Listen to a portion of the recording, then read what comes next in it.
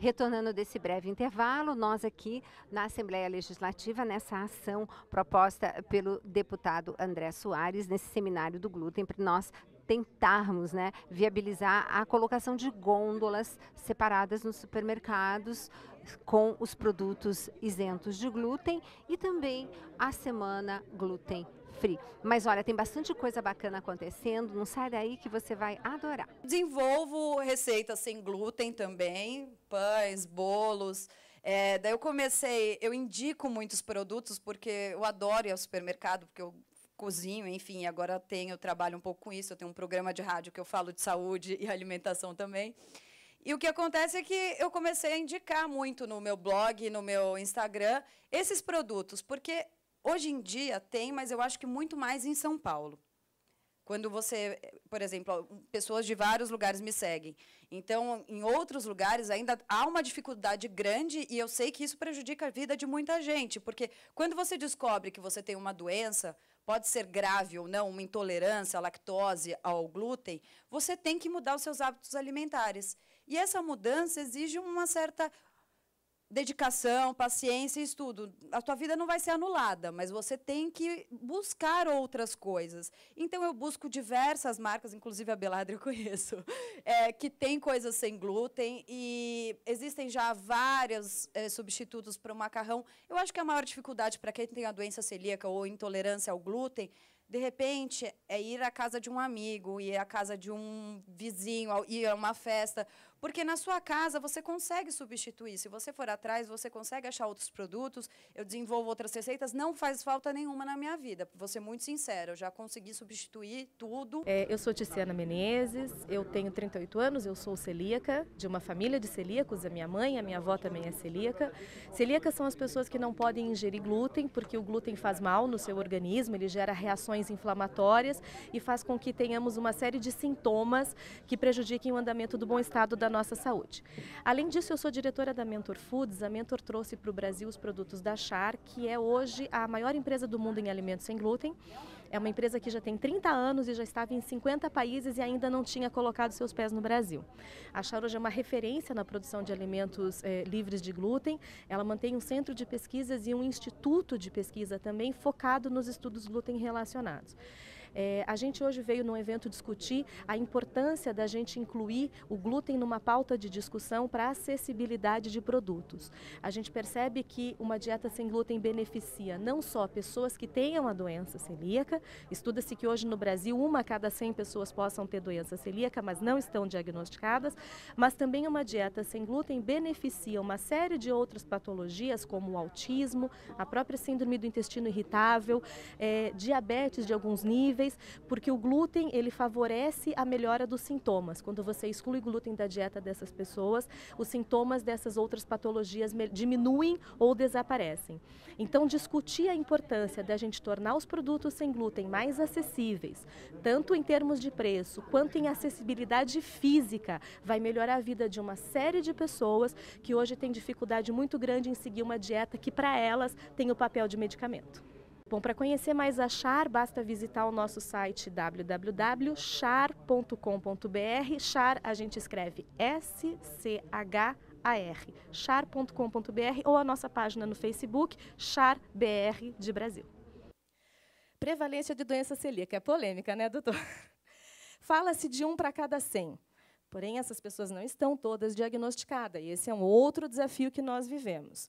Aqui no Brasil, estudo conduzido pelo Dr. Ulisses indicou, num estudo teste, o doutor pode depois explicar melhor, uma prevalência de 1 para cada 214 pessoas. Mas, para cada diagnosticado, nós temos pelo menos 8 não diagnosticados. E aí nós temos um problema social, um problema de saúde pública, de pessoas que visitam médicos e médicos e médicos e que levam de 7 a 13 anos para chegar num diagnóstico. 4 a 11 anos, 7 a 13 anos, é muito tempo. Para a gente comparar com outras doenças que existem, assim, as nossas crianças nascem e fazem o teste do pezinho, para detectar, dentre outras coisas, a fenilcetonúria. A prevalência da fenilcetonúria é 1 para cada 23 mil. Por que uma doença que tem uma prevalência de 1 para 100 não está no mapa? O que acontece? O autismo, hoje fala-se, claro, o número de diagnósticos de autismo vem crescendo também, porque a qualidade nos diagnósticos vem melhorando, mas é 1 para 1000, mais ou menos isso. Diabetes, 6,5% da população. Sensibilidade ao glúten, estudos falam de 6 a 15% da população. Síndrome do intestino irritável, 5 a 30% da população. Quanta gente, né, que precisa comer sem glúten? Mas por que a nossa prevalência, que é de 1 para cada 100, não é considerada? Por que a gente não tem o glúten no tema de discussão e nos debates que a gente precisa ter? Por que a gente não está nesse mapa social? Né? Existimos, afinal de contas, todos nós. Né? Então, se a gente for olhar em números, eu não vou passar um por um, mas a gente está falando de, pelo menos, considerando autismo, doença celíaca, alergia ao trigo, síndrome do intestino irritável, sensibilidade ao glúten, tudo que vem junto, pelo menos 24 milhões de brasileiros que se beneficiariam de uma dieta sem glúten. No mínimo.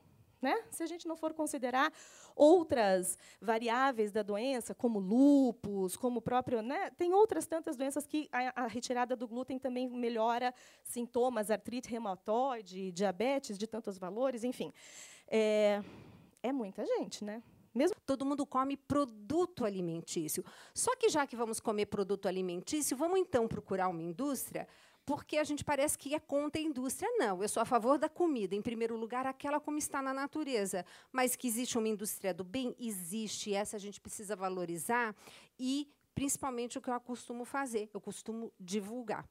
Uma das coisas que eu estou trazendo aqui para vocês é a minha experiência pessoal como nutricionista e é minha segunda carreira. Eu me formei em 2005 e vou contar para vocês um pouco dessa trajetória para vocês entenderem o que foi bom para mim ter um marido que nem um Rock, que eu chegava da faculdade falando as coisas que a gente aprende, né? Ele, onde é que você ouviu isso? A minha professora falou. Onde que ela leu? Aqui, vamos combinar o seguinte, para não gastar assunto que não venha ao caso aqui na hora do jantar.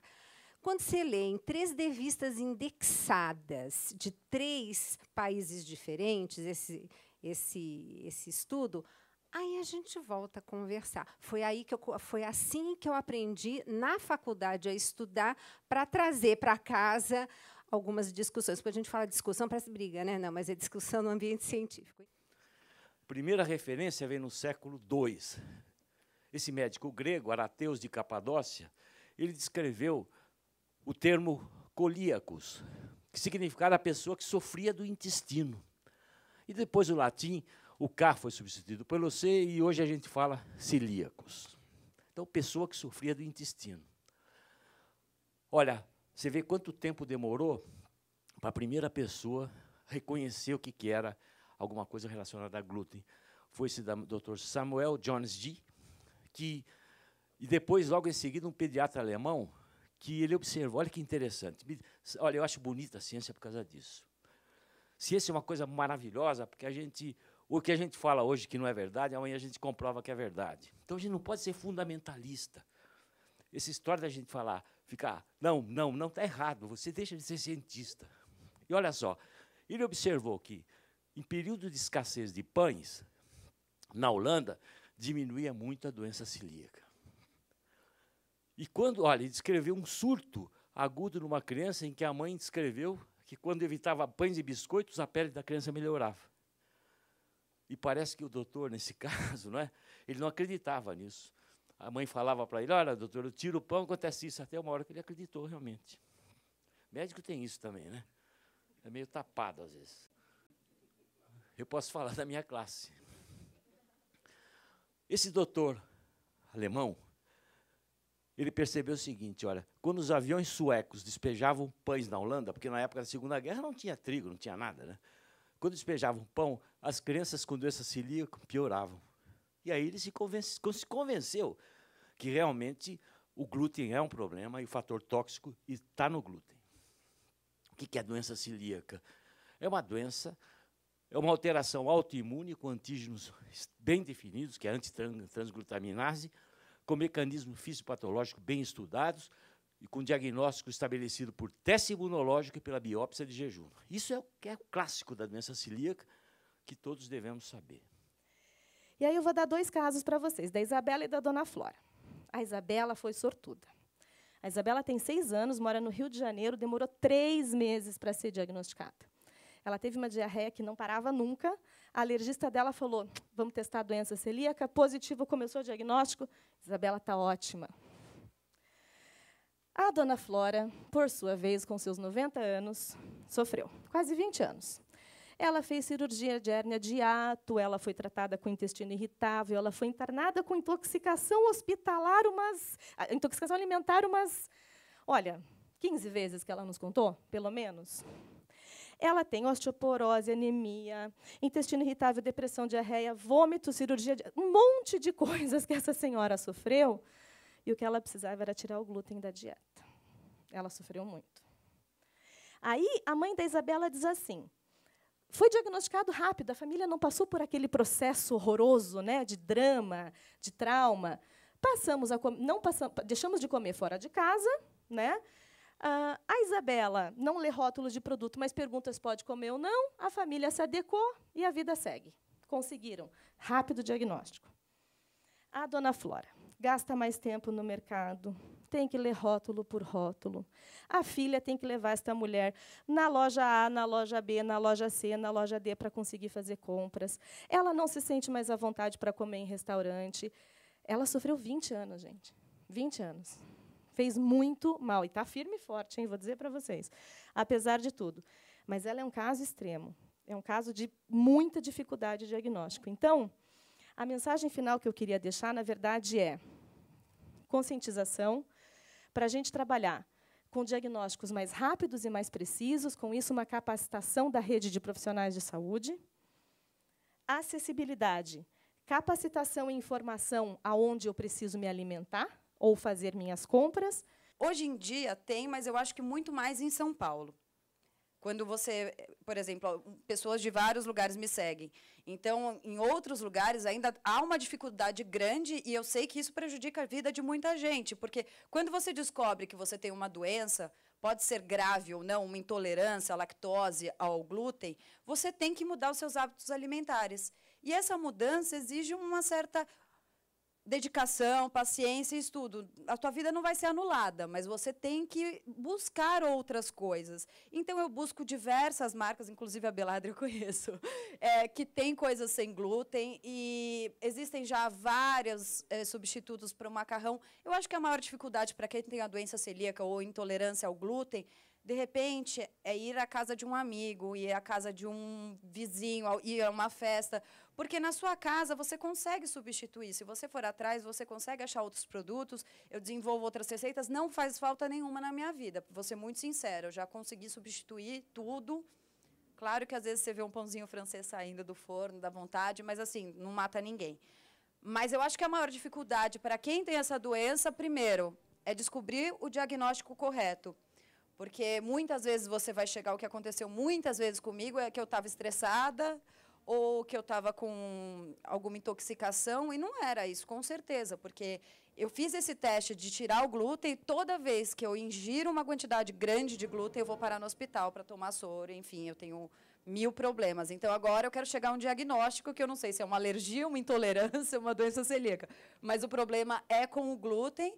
E, para quem está ouvindo, tem jeito, vocês vão conseguir substituir as coisas. Existem várias receitas sem o glúten, tem muitos produtos, mas você tem que se organizar. Se você for a uma festa e, de repente, não tiver a certeza que lá vai ter uma opção para você comer sem ser uma massa ou qualquer tipo de coisa, come em casa. Não opte por uma carne, alguma coisa que tenha à sua disposição. Em restaurante dá para se virar, em todo lugar dá para se virar. Mas o importante é pesquisar.